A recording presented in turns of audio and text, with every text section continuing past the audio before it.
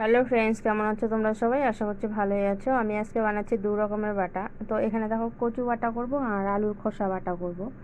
তো এখানে কচুটা নিয়েছি, যেহেতু গোড়ার দিকটা ভীষণই টেস্টি হয় খেতে বাটা। তো যেহেতু গোড়ার দিকটা খারাপ ছিল, তো আমি মুখের দিকটা নিয়েছি। এখন সুন্দর করে খোসাটা ছাড়িয়ে আমি 4 টুকরো করে কেটে সুন্দর পরিষ্কার জল দিয়ে ধুয়ে নেব। তো দেখো ছোলা হয়ে গেছে, কেটেও নিয়েছি আর এখন ধুয়ে নিচ্ছি। ধুয়ে পরিষ্কার করে নিয়ে চলে এসেছি। এখন নিয়েছি একটা গ্রেটারে দিয়ে আমি একদম ঝিরিঝিরি করে সুন্দর গ্রেট করে নিচ্ছি। এতে করে কী হবে, কচুর জলটা খুব সহজে বেরিয়ে যাবে আর গলায় ধরার কোনো রকমের চান্স থাকবে না। একইভাবে আমি সবগুলোকে গ্রেট করে নিচ্ছি, কারণ এতে অনেকটা পরিমাণে বাটা হবে।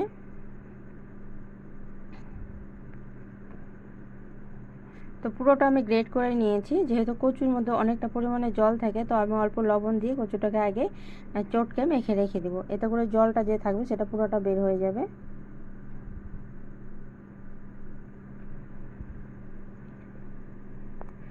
মেখে রেখে দিচ্ছি আর এদিকে পেঁয়াজ আর রসুন বেশ অনেকটা পরিমাণে আমি ছুলে নেব। তো পেঁয়াজ আর রসুনও আমি ছুলে নিয়েছি। দেখো পেঁয়াজ আর কাঁচা লঙ্কা অনেকটা পরিমাণে দিয়েছি, যেহেতু কচু বাটা তো একটু ঝালঝালি ভীষণ ভালো লাগবে খেতে। আর এখন দিয়ে দিচ্ছি প্রায় আমি আধা বাটি পরিমাণে পেঁয়াজ কুচি। পেঁয়াজ আর লঙ্কা আর রসুনগুলোকে খুব সুন্দর করে আমি ভেজে নিচ্ছি, লাল লাল করে ভেজে নেব। তোমরা চাইলে এখানে শুকনো লঙ্কা বা লাল লঙ্কা ব্যবহার করতে পারো, তো আমি কাঁচা লঙ্কাই দিয়েছি।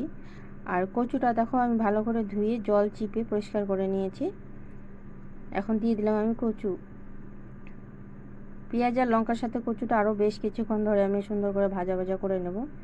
তো ধোয়ার পরে যেহেতু কচুগুলো এক জায়গায় হয়ে গেছে, খুন্তির সাহায্যে আমি ছড়িয়ে ছড়িয়ে দিয়ে সুন্দর করে ভাজা করে নিচ্ছি। যেহেতু আমি আগে লবণ দিয়েছিলাম, এখন অল্প পরিমাণে লবণ দিয়ে দিচ্ছি।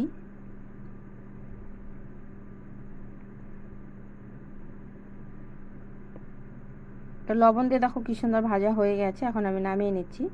একইভাবে আমি যে আলুর খোসা বাটা করব, সেমভাবে আমি আলুর খোসাগুলোকে ভেজে নিচ্ছি।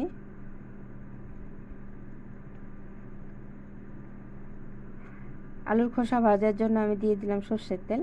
আর এখানে দেখো পেঁয়াজ, লঙ্কা, রসুন আর আলুর খোসা একসাথে আমি রেখে দিয়েছি, ভেজে নেব।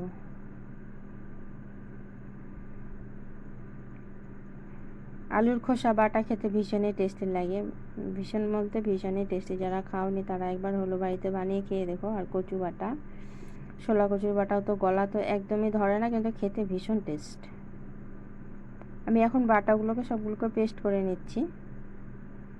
আমি মিক্সচারে পেস্ট করেছি, তোমরা চাইলে শিলনোড়াতে করতে পারো। তো আমার মিক্সচারে বেশি সুবিধা মনে হয়, সময়ও কম লাগে। দেখো 2 রকমের বাটা আমি তৈরি করে নিয়েছি।